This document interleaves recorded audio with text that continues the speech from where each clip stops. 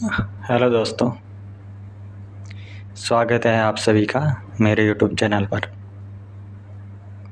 दोस्तों, आज हम आरपीएससी फर्स्ट ग्रेड में पूछे गए प्रश्नों पर हम चर्चा करेंगे। 3 जून 2026 को फर्स्ट ग्रेड में जो क्वेश्चन पूछे गए उनको लेकर आज चर्चा करने वाले हैं, तो वीडियो में लास्ट तक बने रहना।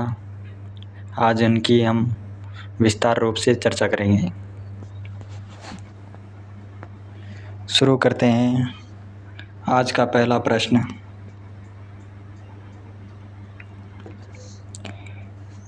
कृषि विभाग राजस्थान के अनुसार उदयपुर तथा कोटा में अधिकांशतः निम्नलिखित में से किस प्रकार की मृदा पाई जाती है? ऑप्शन 1 लाल लोम, ऑप्शन 2 पर्वतीय मृदा, ऑप्शन 3 गहरी मध्यम काली मृदा, ऑप्शन 4 नवीन भूरी मृदा। अब इस प्रश्न का सही उत्तर हो जाएगा ऑप्शन 1 लाल लोम मृदा। राजस्थान के उदयपुर कोटा में लाल लोम मृदा पाई जाती है। अब इसकी हम डिटेल देखते हैं।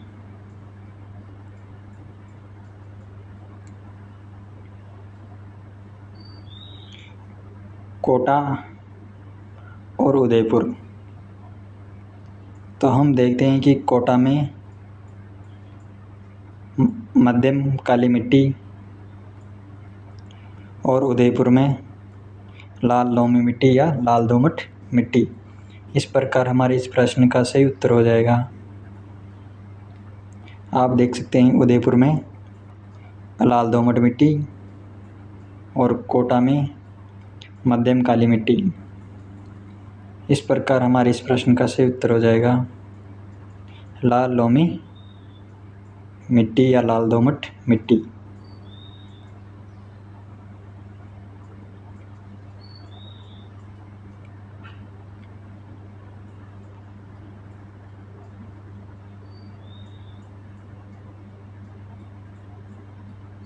अगला प्रश्न है, राजस्थान के संदर्भ में निम्नलिखित कथनों पर विचार करें। सबसे पूर्वी देशांतर 78 डिग्री 17 मिनट पूर्व, पूर्व पश्चिम चौड़ाई 896 किलोमीटर, सबसे उत्तरी अक्षांश 30 डिग्री 12 मिनट उत्तर।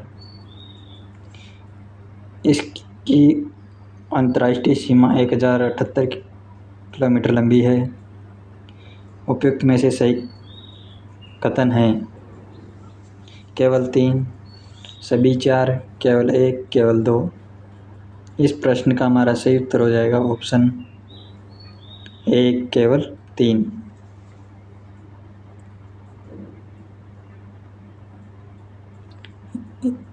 इस प्रश्न का हमारा सही उत्तर हो जाएगा ऑप्शन 4 केवल 2, केवल 2।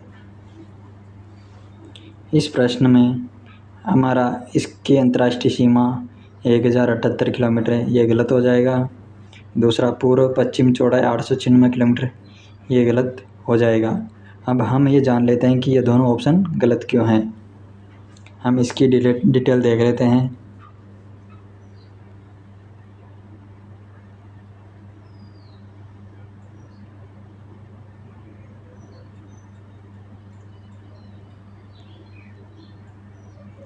उत्तर से दक्षिण राज्य की लंबाई 826 किलोमीटर, पूर्व से पश्चिम राज्य की चौड़ाई 869 किलोमीटर, वहाँ पर दे रखा था 896 किलोमीटर। इस प्रकार हमारा दूसरा ऑप्शन गलत था।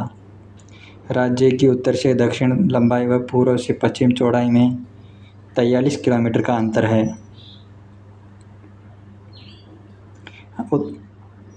उत्तरी अक्षांश दे रखा था 30 डिग्री 12 मिनट, तो हमारा पहला ऑप्शन इस प्रकार सही था।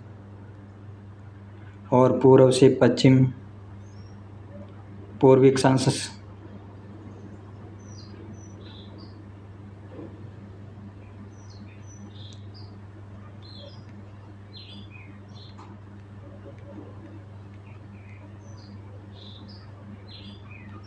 पूर्व पश्चिम चौड़ाई 869 किलोमीटर।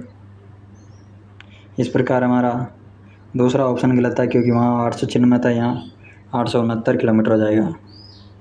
आप मैप पर देख सकते हैं, पूर्व से पश्चिम चौड़ाई 869 किलोमीटर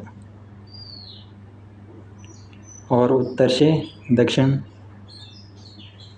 लंबाई हो जाएगी 826 किलोमीटर। इस प्रकार हमारा ये प्रश्न भी पूरा हुआ। इसमें दे रखा था एक ये कि अंतर्राष्ट्रीय सीमा की लंबाई 1078, तो इस प्रकार हमारा चौथा ऑप्शन भी गलत था। चौथा ऑप्शन दे रखा था 1000 किलोमीटर, 1078 किलोमीटर, तो वहाँ 1078 नहीं होकर अंतर्राष्ट्रीय सीमा की लंबाई हो जाएगी 1070 किलोमीटर और अंतर्राज्यीय सीमा हो जाएगी 4850 किलोमीटर। इस प्रकार कुल स्थलीय सीमा की लंबाई हो जाएगी 5920। कुल स्थलीय सीमा की लंबाई 5920, जिसमें अंतर्राष्ट्रीय सीमा की लंबाई 1070 किलोमीटर और अंतर्राज्यीय सीमा की लंबाई 4850। इस प्रकार हमारा ये प्रश्न भी पूरा हुआ। अगला प्रश्न है, लसाड़िया का विच्छेदित तथा कटापटा पठार निम्न में से किस झील के पूर्व में स्थित है? इस प्रश्न का सही उत्तर हो जाएगा ऑप्शन 2, जयसमंद झील।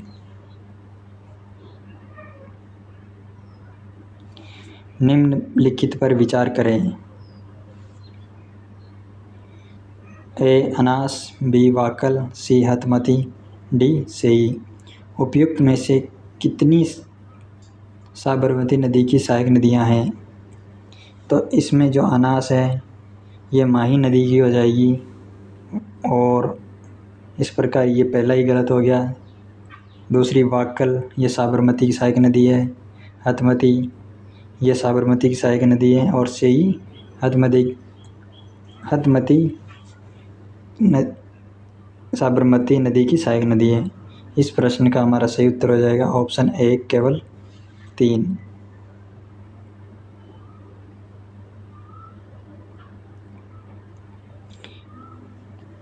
अब इसके बारे में हम जान लेते हैं। यह है साबरमती नदी। उदयपुर जिले की कोटड़ा तहसील में अरावली की पहाड़ियों से निकलकर गुजरात के साबरकांठा जिले में प्रवेश कर गुजरात में बहकर खंबात की खाड़ी में गिर जाती है। गांधीनगर इसी नदी के किनारे नदी पर बसा हुआ है। इसकी सहायक नदियाँ वाकल, सेई, हथमती, मेसवा, वैतरक, माजम हैं, जो सभी डूंगरपुर या उदयपुर से निकलती हैं। यह गुजरात की प्रमुख नदी है। इसका अधिकांश अपवाह क्षेत्र गुजरात में है। 416 किलोमीटर लंबी यह नदी राज्य में केवल 45 किलोमीटर बहती है। राष्ट्रपिता महात्मा गांधी द्वारा स्थापित साबरमती आश्रम इसी नदी के तट पर स्थित है। इसी प्रकार हमारा ये प्रश्न भी पूरा हुआ।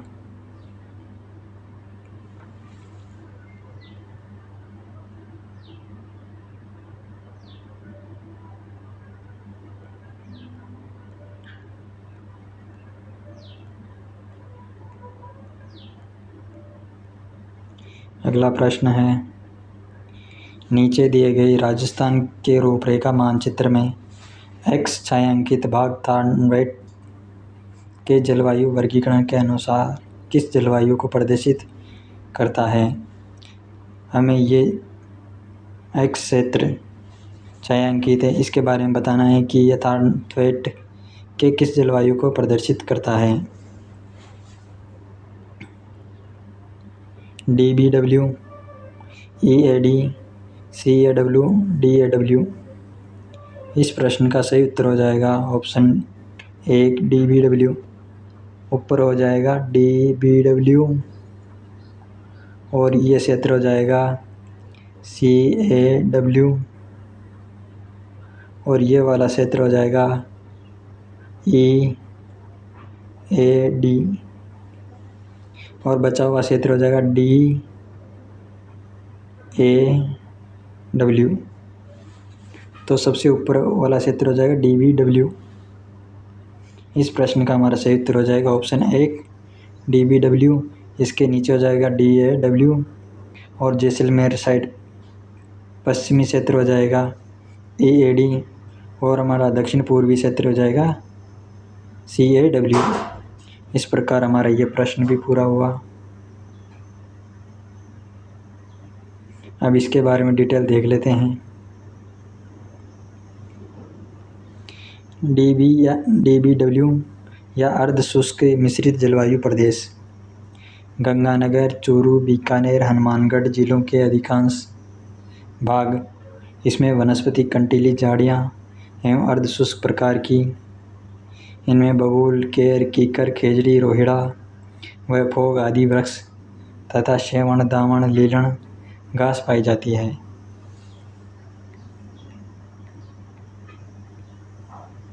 अगला प्रश्न है, सूची पृष्ठ को सूची सेकंड से सम्मिलित कीजिए और सही उत्तर का चयन कीजिए।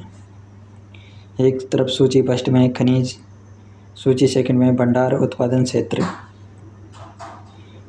पन्ना का हो जाएगा हमारा ऑप्शन 4 गम गुरहा। पन्ना का हो जाएगा गम गुरहा। लिग्नाइट का हो जाएगा कपूर्डी जालिबा।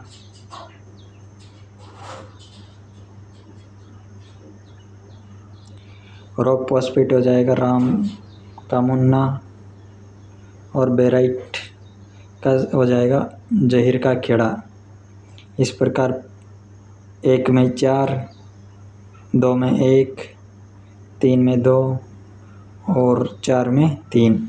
इस प्रकार हमारे प्रश्न का सही उत्तर हो जाएगा ऑप्शन 1 4 1 2 3।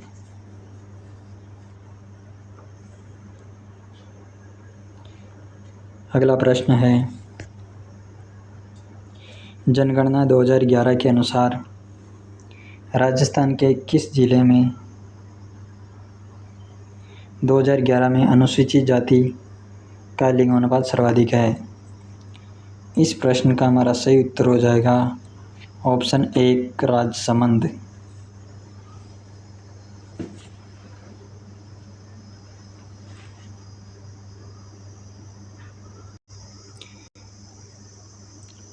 इसका लिंगानुपात हो जाएगा, राजस्थान में 2011 में अनुसूचित जाति का लिंगानुपात हो जाएगा 982।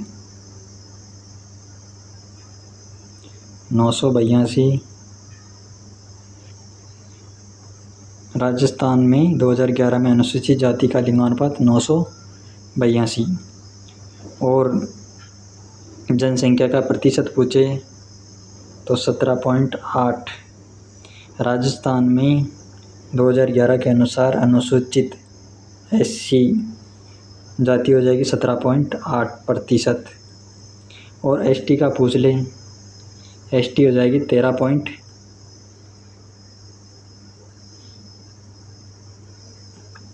ST में सबसे ज़्यादा हो जाएंगी डूंगरपुर में,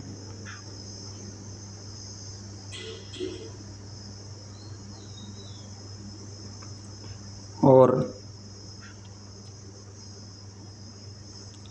जनसंख्या का प्रतिशत पूछे तो वो हो जाएगा 13.5%। SC हो जाएगा 17.8 और ST हो जाएगी 13.5। राज्य में सर्वाधिक अनुसूचित जाति राजसमंद में पाई जाती है। इस प्रकार हमारा ये प्रश्न भी पूरा हुआ।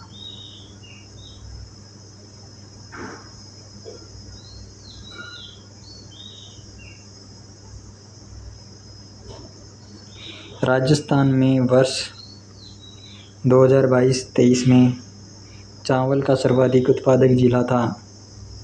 तो इस प्रश्न का हमारा सही उत्तर हो जाएगा ऑप्शन 1 बूंदी।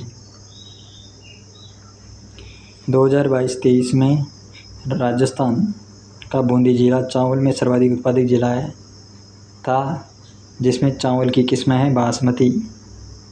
सर्वाधिक उत्पादन करता है बूंदी जिला बासमती।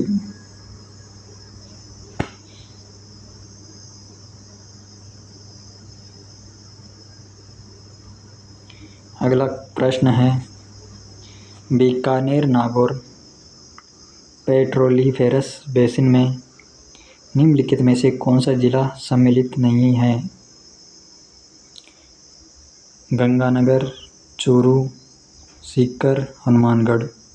इस प्रश्न का सही उत्तर हो जाएगा ऑप्शन 3 सीकर।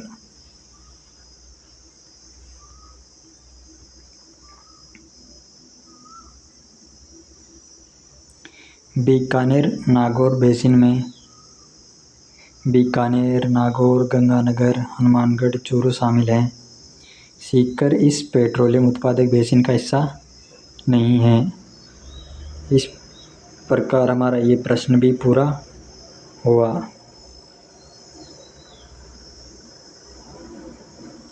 निम्नलिखित में से कौन सा जिलों का सही समूह है जिन्हें दिल्ली वडोदरा ग्रीनफील्ड एक्सप्रेसवे से फ़ायदा होगा? Option 1 Ajmer, Jalore, Beawar, Bundi. Option 2 Churu, Jaipur, Sikar, Ajmer. Option 3 Bharatpur, Dausa, Kota, Jhalawar, Pali, Ajmer, Jalore.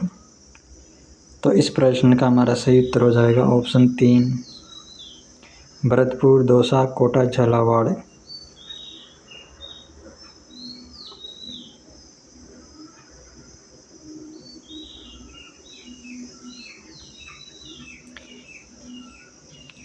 ये एक्सप्रेसवे राजस्थान में अलवर, भरतपुर, दौसा, सवाईमाधोपुर, टोंक, बूंदी, कोटा और झालावाड़ से होकर गुजरता है। जो ग्रीनफील्ड एक्सप्रेसवे दिल्ली और वडोदरा, ये राजस्थान में अलवर, भरतपुर, दौसा, सवाईमाधोपुर, टोंक, बूंदी, कोटा, झालावाड़ से होकर गुजरता है। कभी अगर इसमें जयपुर ऑप्शन दे दे तो ये जयपुर ज़िले से नहीं गुजरता और बारां से भी नहीं गुजरता। सिर्फ अलवर, भरतपुर, दौसा, टोंक, बूंदी, कोटा, झालावाड़ से होकर गुजरता है। तो कौन सा नहीं होगा? जयपुर। इस प्रकार हमारा ये प्रश्न भी पूरा हुआ।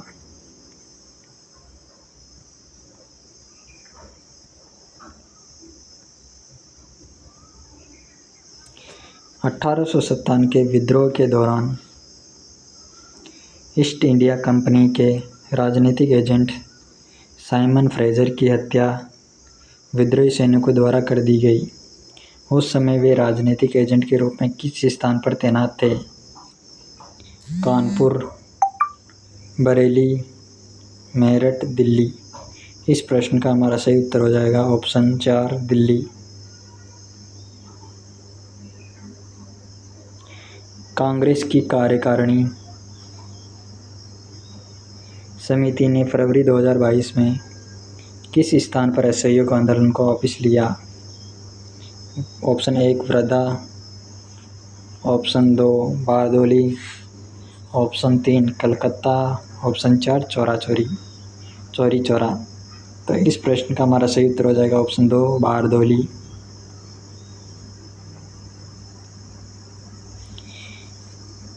निम्नलिखित में से कौन सा कथन सही है?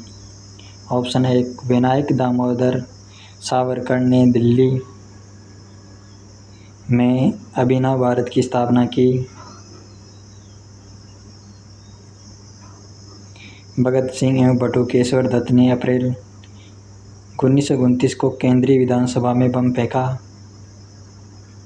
23 दिसंबर 1912 को भारत के गवर्नर जनरल लॉर्ड हार्डिंग्स के जुलूस पर बम फेंकने की योजना चंद्रशेखर आज़ाद ने बनाई।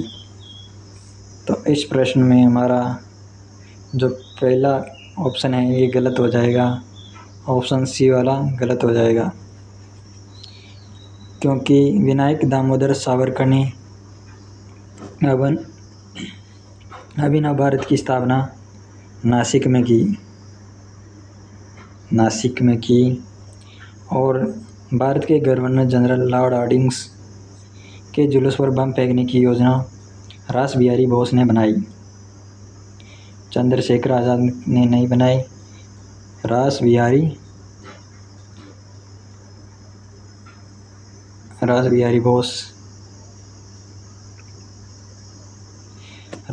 बोस।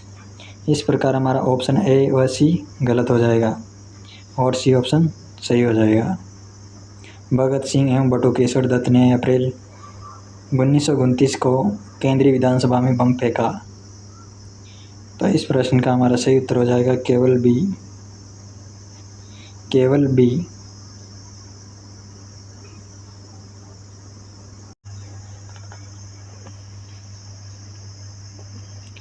अगला प्रश्न है, चंद्रसेन ने मुगलों से निम्नलिखित में से कौन सी लड़ाइयाँ लड़ी? ऑप्शन ए कंसारों की पोल, बी रामपोल, सी दतानी। तो इस प्रश्न का सही उत्तर हो जाएगा ए और बी। पहला ऑप्शन सही, ए और बी।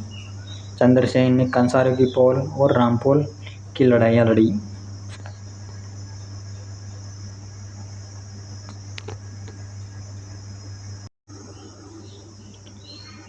दत्तानी का युद्ध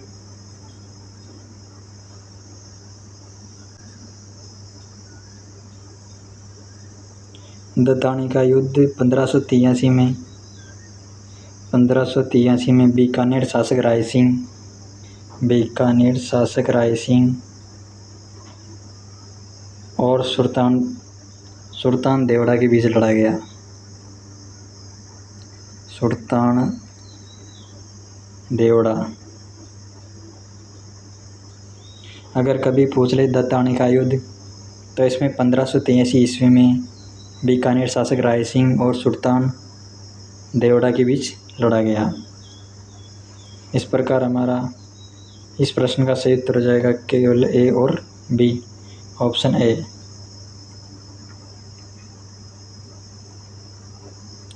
अगला प्रश्न है, निम्न पुरातात्विक स्थलों को वहाँ उत्खनन में प्राप्त संरचना और सामग्री से सम्मिलित कीजिए। आहड़, गोल मंदिर, कालीबंगा, मछली पकड़ने का कांटा, बेराट, त्रिशूल, खुदी हुई मुद्रा, गणेश्वर, 6 छिद्रों वाली खोपड़ी। तो इस प्रश्न में आहड़ का तो हो जाएगा ऑप्शन 3 त्रिशूल, खुदी हुई मुद्रा। कालीबंगा में हो जाएगा 6 छिद्रों वाली खोपड़ी। बेराट में हो जाएगा गोल मंदिर और गणेश्वर में हो जाएगा 2 मछली पकड़ने का कांटा। इस प्रकार हमारे इस प्रश्न का सही उत्तर होगा 3, 4, 1, 2। 3, 4, 1, 2, ऑप्शन 4।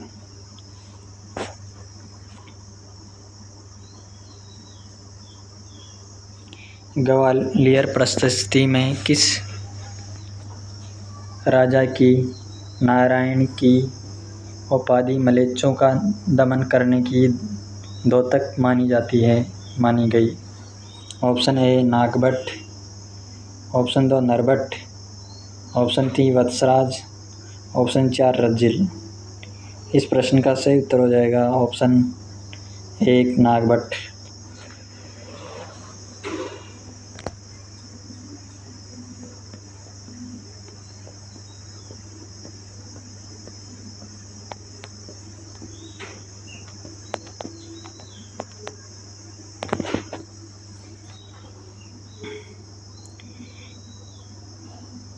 जालोर के प्रतिहार मंडोर के प्रतिहारों से ही संबंधित है।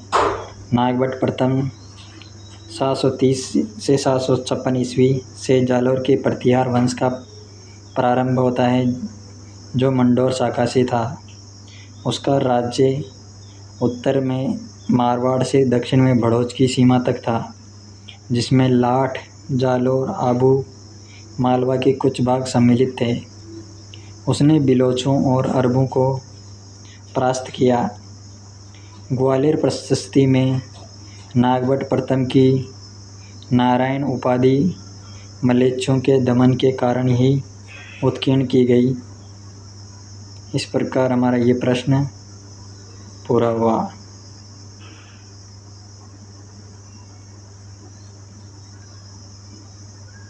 अगला प्रश्न है, उत्तराधिकार युद्ध के दौरान किस मुगल शहजादे ने मेवाड़ के राणा राज सिंह से सहायता मांगी थी? औरंगजेब, दारा शिकोह, शुजा, मुराद। तो इस प्रश्न का हमारा सही उत्तर हो जाएगा ऑप्शन 3 ए और बी। उत्तराधिकार युद्ध में औरंगजेब और दारा शिकोह ने मेवाड़ के राणा राज सिंह से सहायता मांगी थी।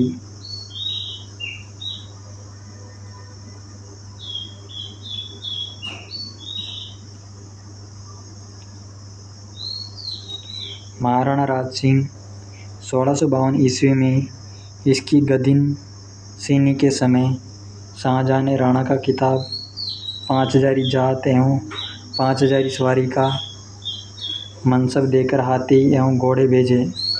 राज सिंह ने शासक बनते ही चित्तौड़ दुर्ग की मरम्मत के कार्य को पूरा करने का निश्चय किया, लेकिन मुगल सम्राट ने इसे 1615 ईस्वी को मेवाड़ मुगल संधि की शर्तों के प्रतिकूल मानते हुए इसे ढहाने के लिए 30,000 सेना के साथ सादुल्ला खान को भेजा। राज सिंह ने मुगलों से संघर्ष करना उचित न समझकर अपनी सेना को वहां से हटा लिया।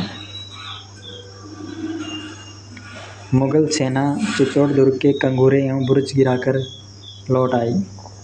1658 ईस्वी में जब मुगल शहजादों में उत्तराधिकार का युद्ध छिड़ा, तब औरंगजेब एवं दारा ने महाराणा को अपनी अपनी ओर से युद्ध में शामिल होने के लिए आमंत्रित किया।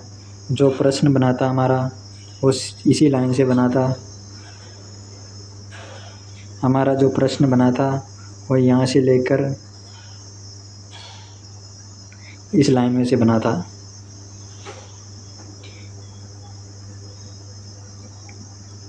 इस प्रकार हमारा ये प्रश्न भी पूरा हुआ।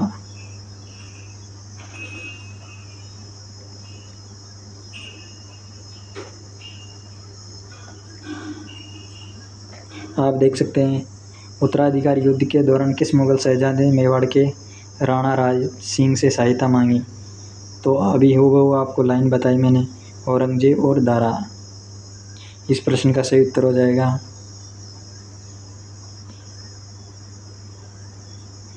ये देख सकते हैं आप, यहाँ से लेकर यहाँ तक। जब मुगल शहजादों ने उत्तराधिकार का युद्ध छिड़ा, तब औरंगजेब एवं दारा ने महाराणा को अपनी अपनी ओर से युद्ध में शामिल होने के लिए आमंत्रित किया।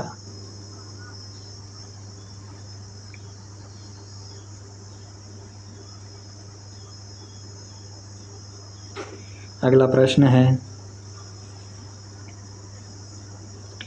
राम स्नेही संप्रदाय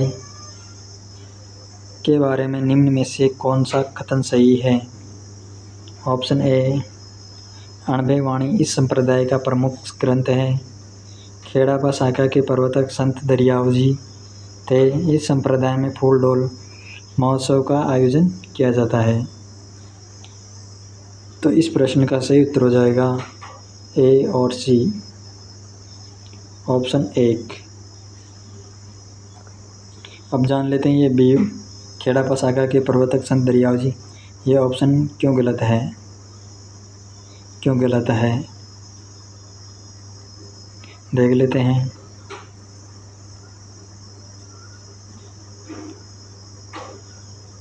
संत रामचरण जी जयपुर राज्य के अंतर्गत सोडा गांव में माघ शुक्ल चतुर्दशी 1419 ईस्वी को वैश्य कुल में भक्त राम और देव जी के यहाँ रामकिशन रामचरण का जन्म हुआ।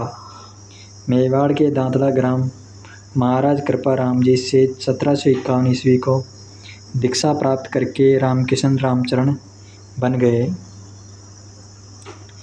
1758 ईस्वी में गलताजी के मेले के समय साधुओं के धर्म के प्रतिकूल व्यवहार को देखकर इनका मन संसार से उचट गया तथा रामचरण जी वैरागी हो गए।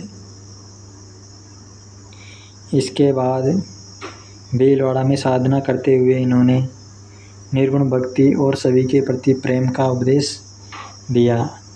मूर्ति पूजकों द्वारा परेशान करने पर रामचरण कुहाड़ा गांव चले गए। शाहपुरा से निमंत्रण प्राप्त होने पर वह शाहपुरा चले गए। शाहपुरा नरेश रणसिंह ने इनके रहने के लिए एक छतरी का निर्माण करवाया और एक मठ भी स्थापित किया। राम नाम का स्मरण करते हुए 1798 ईस्वी में शाहपुरा में इनका निधन हुआ। इनके आध्यात्मिक उपदेश 98 वाणी नामक ग्रंथ में संकलित है। इस प्रकार हमारा जो ऑप्शन ए था वो इस लाइन में था जो कंप्लीट हुआ। रामचरण जी द्वारा प्रवर्तित पंथ रामसनेही संप्रदाय के नाम से प्रसिद्ध हुआ। इस संप्रदाय की 4 प्रमुख शाखाएं मानी गई। इन शाखाओं में रामचरण को शाहपुरा शाखा का संस्थापक बताया गया। अन्य 3 शाखाएं जिसमें रेण, सिंहथल और खेड़ापा के संस्थापक रेण के हो जाएंगे संत दरियाव जी, सिंहथल के हो जाएंगे हरि रामदास जी और खेड़ापा शाखा के हो जाएंगे रामदास जी। और अगला जो तीसरा हमारा ऑप्शन था रामसनेही संप्रदाय का फूलडोल महोत्सव, इस संप्रदाय की अपनी विशिष्टता है। इस प्रकार हमारा ये प्रश्न कंप्लीट हुआ। ये वाला प्रश्न कंप्लीट हुआ। खेड़ापा शाखा के प्रवर्तक रामदास जी हैं। खेड़ापा शाखा के प्रवर्तक रामदास जी और रेण शाखा के संत दरियाव जी।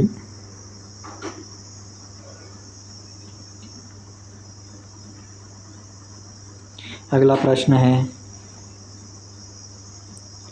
1857 के विद्रोह के प्रारंभ में पाली और अजमेर ब्यावर के मध्य संचार साधनों को खुला रखने में किस शासक की महत्वपूर्ण भूमिका रही? डूंगर सिंह, राम सिंह सेकंड, तख्त सिंह, स्वरूप सिंह। इस प्रश्न का हमारा सही उत्तर हो जाएगा ऑप्शन 3 तख्त सिंह। राजपूताना मध्य भारत सभा के नागपुर अधिवेशन में कौन सा समाचार पत्रिका प्रकाशित किया गया? राजस्थान केसरी, राजपूताना गजट, राजस्थान समाचार, तरुण राजस्थान। इस प्रश्न का हमारा सही उत्तर हो जाएगा राजस्थान केसरी। राजपूताना मध्य भारत सभा के नागपुर अधिवेशन में राजस्थान केसरी समाचार पत्र प्रकाशित किया गया। असहयोग आंदोलन के राजनीतिक प्रभाव से 1921 में शेखावाटी में किस संगठन ने जनसंघर्ष का आरंभ किया? अखिल भारतीय जाट महासभा, सीकर सार्वजनिक समिति, अखिल भारतीय मारवाड़ी व्यापारी संघ, चिड़वा सेवा समिति।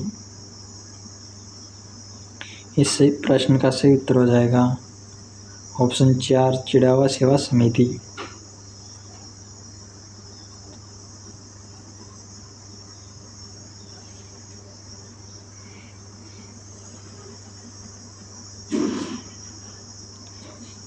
अगला प्रश्न है सूची पृष्ठ को सूची सेकंड से सम्मिलित कीजिए और सही कोड का चयन कीजिए। सूची पृष्ठ में है चित्रकला शैली, दूसरी तरफ है चित्रकार संबंधित चित्रकार। किशनगढ़ श्री किशन, बूंदी लक्ष्मण, जयपुर लाडलीदास, अलवर जगमोहन। तो इस प्रश्न में अलवर का तो हो जाएगा जगमोहन, जयपुर का हो जाएगा लक्ष्मण और किशनगढ़ का हो जाएगा लाडलीदास और बूंदी का हो जाएगा श्री किशन। तो इस प्रश्न का सही उत्तर हो जाएगा CABD।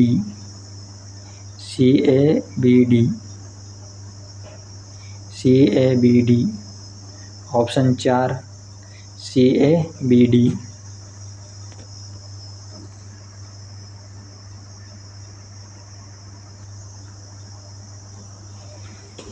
किशनगढ़ शैली के बारे में देख लेते हैं। किशन सिंह ने 1609 ईस्वी में किशनगढ़ राज्य की नींव डाली। राज परिवार व वल्लभ संप्रदाय के प्रभाव के कारण राधा कृष्ण की लीलाओं का साकार स्वरूप चित्रण के माध्यम से बहुलता से हुआ।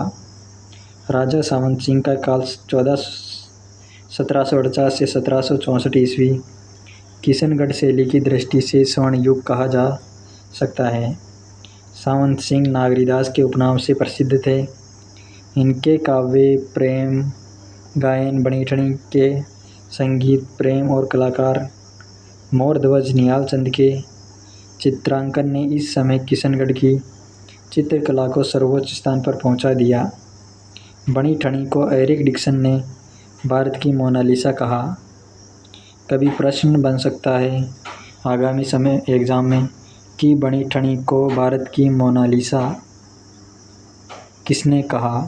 भारत की मोनालिसा किसने कहा, तो इसका सही उत्तर हो जाएगा एरिक डिक्सन। भारत सरकार ने 1973 ईस्वी में बणिठनी पर डाक टिकट जारी किया। तो ये प्रश्न ये भी बन सकता है कि बणिठनी पर डाक टिकट जारी कब हुआ, तो इस प्रश्न का सही उत्तर हो जाएगा 1973। इस चित्र शैली में पुरुषाकृति में लंबा, इकहारा, नील छवि युक्त शरीर, मोती जड़ित सफेद या मूंगिया पगड़ी, उन्नत ललाट, खंजनाकृत कर्णांत तक खींचे विशाल अरुणाभ नयन और नारी आकृति में तनवंगी लंबी, गौरवर्ण, नुकीली चिबुक, सुराहीदार गर्दन, पतली कमर, लंबी कमल पंखुड़ी सी आँखें चित्रित की गई हैं। दूर दूर तक फैली झील, उनमें केली करते हंस, बतख, सारस, तैरती नौकाएं, केले के गाछ और रंग बिरंगे उपमान, चांदनी रात में राधा कृष्ण की केली क्रीड़ाएं, प्रातःकाल और संध्याकालीन बादलों का सिंदूरी चित्रण किशनगढ़ शैली की विशेषताएं हैं। कभी क्वेश्चन बन सकता है कि केली करते हंस, बतख, सारस, तैरती नौकाएं, केले के गाछ, रंग बिरंगे उपमान, चांदनी रात में राधा कृष्ण की केली क्रीड़ाएं, प्रातःकालीन और संध्याकालीन बादलों का सिंदूरी चित्रण किस शैली की विशेषता है, तो इस प्रश्न का सही उत्तर हो जाएगा किशनगढ़ शैली। बणिठनी राधा के रूप में सौंदर्य का चित्रांकन इस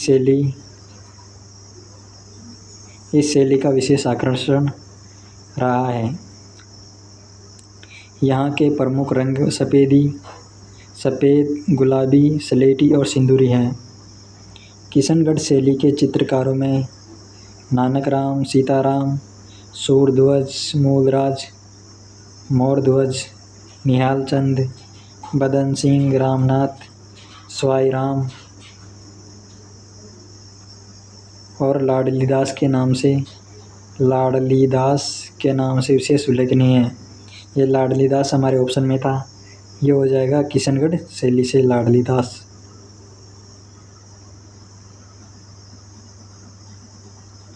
अगली है बूंदी शैली।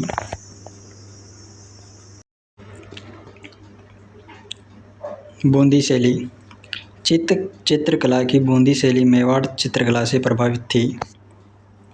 समय समय पर बूंदी शैली में ग्रंथ, चित्रण एवं लघु चित्रों के माध्यम से इतना चित्रण हुआ कि आज संसार भर के संग्रहालयों में बूंदी शैली के 2 चित्र मिलते हैं। राव छत्रसाल या छत्रसाल हाड़ा के काल में इस शैली का विशेष रूप से विकास हुआ। राव छत्रसाल ने प्रसिद्ध रंगमहल बनवाया, जो सुंदर भित्ति चित्रों के लिए विश्व प्रसिद्ध है। भाव सिंह तथा उनके पुत्र अनिरुद्ध सिंह ने मुगल शासकों के निर्देशों से दक्षिण भारत के युद्धों में भाग लिया, जिसमें बूंदी शैली में दक्षिण शैली का प्रभाव समाविष्ट हुआ।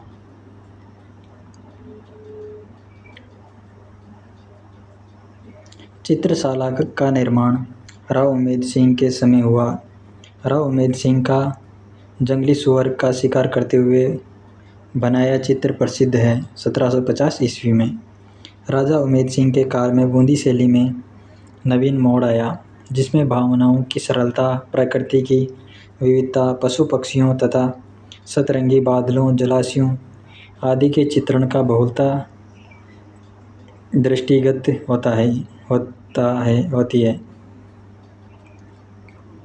बूंदी शैली की आकृतियाँ लंबी शरीर, पतले स्त्रियों के अधर, लाल मुख, गोलाकृत और चिबुक के पीछे की ओर झुकी छोटी होती है। आकाश में उमड़ते हुए काले गजरारे मेघ, बिजली की कौंद, घनघोर वर्षा, नदी में उठती जलतरंग, हरे भरे वृक्ष, उन पर चहकती चिड़िया, नाचते मयूर एवं कलाबाजी दिखाते हुए वानर, पहाड़ की तलहटी में विचरण करते हुए वन्य जीवों का चित्रण बड़ा ही मनोहारी है। बूंदी शैली में पशु पक्षी चित्रण को विशेष महत्व दिया गया है। स्थापत्य का राजपूती वैभव और सफ़ेद, गुलाबी, लाल, हिंगलू, हरा आदि रंगों का प्रयोग बूंदी कलम की विशेषता रही। राग रागिनी, नायिका, वेद, ऋतु वर्णन, बारहमासा, कृष्ण लीला, दरबार, शिकार, हाथियों की लड़ाई, उत्सव अंकन आदि शैली के चित्राधार है। इस शैली के चित्रकारों में सुरजन, अहमद अली, रामलाल, श्री किशन, साधु राम मुख्य थे। इनमें जो अपने ऑप्शन में दिया हुआ था श्री किशन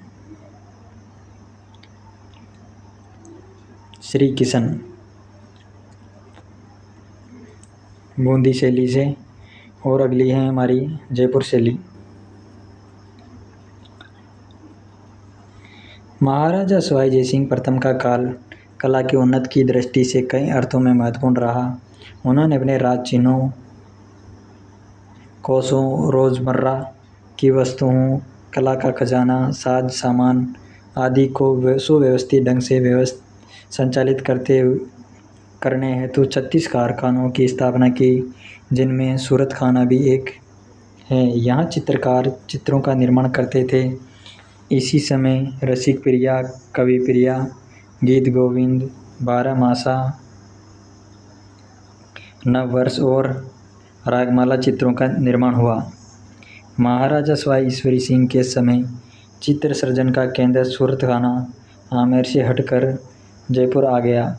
इनके समय में साहिब राम और लालचंद नामक चित्रकारों ने प्रशंसनीय कार्य किया।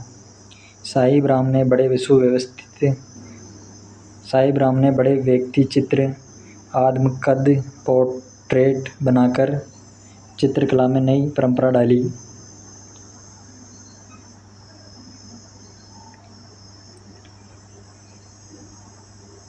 लालचंद ने जानवरों की लड़ाइयों के अनेक चित्र बनाए।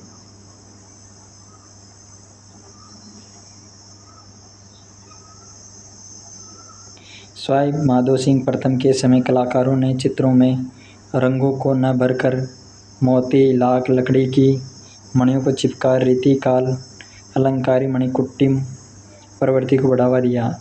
सवाई माधो सिंह प्रथम के समय गलता के मंदिरों, सिसोदिया रानी के महल, चंद्र महल, पुंडरीक की हवेली में कलात्मक भित्ति चित्रण हुआ। लाल चितेरा महाराजा सवाई ईश्वरी सिंह और महाराजा माधो सिंह के समय एक प्रमुख चित्रकार था। क्वेश्चन बन सकता है कि महाराजा सवाई ईश्वरी सिंह और माधो सिंह के समय प्रमुख चित्रकार तो वो जो आएगा लाल चितेरा। महाराजा सवाई प्रताप सिंह के समय में 50 से अधिक कलाकार सूरत खाने में चित्रों को बनाने के लिए नियुक्त थे, जिनमें राम सेवक, गोपाल, हुक्मा, चिमना, शालिग्राम और लक्ष्मण आदि प्रमुख थे। इस हमारे प्रश्न में लक्ष्मण ऑप्शन था, तो ये जयपुर शैली से संबंधित हो जाएगा। और इस समय राधा कृष्ण की लीलाओं, नायिका भेद, रागिनी, बारहमासा आदि का चित्रण प्रधानतः हुआ। इस प्रकार हमारा शैलियों का प्रश्न कंप्लीट हुआ। अगला प्रश्न है, लोक नृत्य के संबंध में कौन सा कथन सही है? अग्नि नृत्य जसनाती संप्रदाय का प्रमुख नृत्य है। राई नृत्य बीलों का नृत्य है। वालर नृत्य में मादल एवं थाली की ताल पर ग्रासिया लोग नृत्य करते हैं। तो हमारे इस प्रश्न का सही उत्तर हो जाएगा ऑप्शन ए और बी। अग्नि नृत्य जसनाती संप्रदाय का प्रमुख नृत्य है। राई नृत्य बीलों का नृत्य है। और गलत हो जाएगा हमारा सी, वालर नृत्य में मादल एवं थाली की ताल पर ग्रासिया लोग नृत्य करते हैं। इस प्रकार हमारे इस प्रश्न का सही उत्तर हो जाएगा ऑप्शन 4 ए और बी।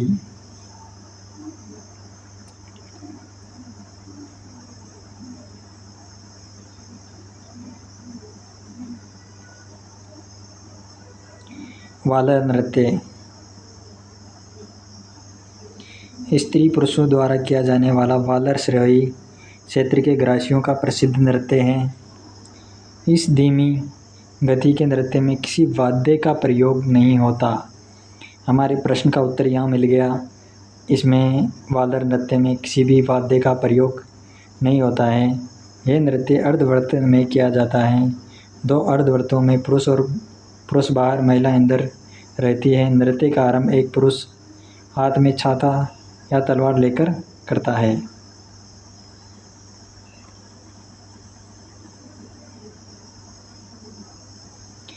गौरी या राई। गौरी नृत्य को ही राई नृत्य कहते हैं। उदयपुर संभाग के बीलों का धार्मिक नृत्य जो भाद्रपद माह से आश्विन शुक्ला एकादशी तक नृत्य नाटिका के रूप में संचित किया जाता है। इसके साथ शिव और भस्मासुर की पौराणिक कथा संबंध है। इस प्रकार हमारा ये प्रश्न भी पूरा हुआ।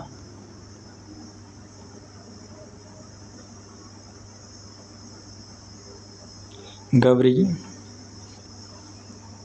वादन, संवाद, प्रस्तुतिकरण और लोक संस्कृति के प्रतीकों में मेवाड़ के बीलों की गौरी अनूठी है। इसमें पौराणिक कथाओं के लोक गाथाओं और लोक जीवन की विभिन्न झांकियों पर आधारित नृत्य नाटिकाएं होती हैं। गौरी एक धार्मिक लोक नाट्य है जो शिव भस्मासुर की कथा पर आधारित है। रक्षाबंधन के दूसरे दिन भादवा कृष्णा प्रतिपदा को खेड़ा देवी से भोपा गौरी मंचन की आज्ञा लेता है। इसके बाद पात्रों के वस्त्र बनते हैं। पात्र मंदिरों में दोग देकर 9 लाख देवी देवता, 64 योगिनी और 52 बेरों को स्मरण करते हैं। गौरी 1.25 महीने तक खेली जाती है। इस अवधि में शराब, मांस और हरी सब्जी का निषेध होता है। जिस गांव में गौरी आरंभ होती है वह इसका खर्चा वहन करता है। गौरी का मुख्य पात्र बुढ़िया, राइया स्त्री रूप में पार्वती विष्णु की प्रतीक होती है। जामटिया लोक भाषा में कविता पाठ करता है। कुटकुड़िया उसे दोहराते हुए सूत्रधार का काम करता है। बुढ़िया कुटकुड़िया के संवाद में पूरक बनता है। अन्य पात्र खेला कहलाते हैं। गौरी में केवल पुरुष पात्र होते हैं। गौरी में केवल पुरुष पात्र होते हैं। इसमें गणपति, भंवरिया, बेयावड़, मीणा, कानगुजरी, जोगी, खाड़लिया, भूत, लाखा, बंजारा, नटड़ी, माता और शेर के खेल होते हैं। इस प्रकार हमारा ये प्रश्न भी पूरा हुआ। अगला प्रश्न है, मार्च 2026 association of Indian universities AIU west zone vice chancellor meet 2025-26 का आयोजन किया गया। राजस्थान विश्वविद्यालय में जयपुर, पूर्णिमा विश्वविद्यालय जयपुर, जनार्दन राय नगर राजस्थान विद्यापीठ डबोक उदयपुर, मोहनलाल सुखाड़े विश्वविद्यालय उदयपुर। इस प्रश्न का सही उत्तर हो जाएगा ऑप्शन 3 जनार्दन राय नगर राजस्थान विद्यापीठ डबोक उदयपुर। निम्नलिखित समाचार पत्रों पर विचार कीजिए। Punjabi, Vande Mataram, the people. इनमें से कौन से समाचार पत्र लाला लाजपत राय द्वारा आरंभ किए गए? तो इस प्रश्न का सही उत्तर हो जाएगा ऑप्शन A, B, C। तीनों समाचार पत्र लाला लाजपत राय द्वारा आरंभ किए गए। इस प्रश्न का सही उत्तर हो जाएगा ऑप्शन 1 A, B, C। इस प्रकार ये थे आज के प्रश्न जो बहुत महत्वपूर्ण थे। आगामी एग्ज़ाम की दृष्टि से इनमें से प्रश्न बन सकता है, तो वीडियो को लास्ट तक ज़रूर देखना। अगर आपको वीडियो अच्छा लगा हो, प्रश्न अच्छे लगे हो, तो वीडियो को लाइक करना, चैनल को सब्सक्राइब करना। मिलते हैं नेक्स्ट वीडियो में इसी प्रकार के प्रश्नों के साथ। तब तक के धन्यवाद, थैंक यू। मिलते हैं फिर नेक्स्ट वीडियो में।